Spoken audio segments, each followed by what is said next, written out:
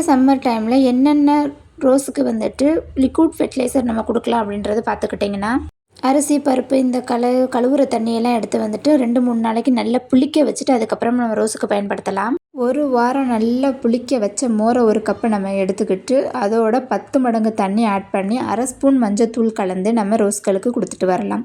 புளிச்ச மோர் தண்ணியும் வந்துட்டு நம்ம ரோஸ்களுக்கு பயன்படுத்தலாம். அதே மாதிரி வெயில் காலத்தில் வந்துட்டு செடிகளில் நிறைய தளிர் வரணும், கருகாமல் இருக்கணும் அப்படின்னு நினச்சிங்கன்னா நல்லா ஒரு கற்றாழை 2 கற்றாழை வந்துட்டு நல்லா எடுத்துகிட்டு குட்டி குட்டியாக கட் பண்ணி அதை மூழ்கிற அளவுக்கு தண்ணி போட்டு ஒரு 3 நாளைக்கு நல்லா ஊற வச்சுக்கோங்க. 3 நாளைக்கு அப்புறமா அதை ஃபில்ட்ரு பண்ணி எடுத்துக்கோங்க. ஃபில்ட்ரு பண்ண அந்த தண்ணியில் 5 மடங்கு தண்ணி வந்துட்டு நீங்கள் ஆட் பண்ணணும்.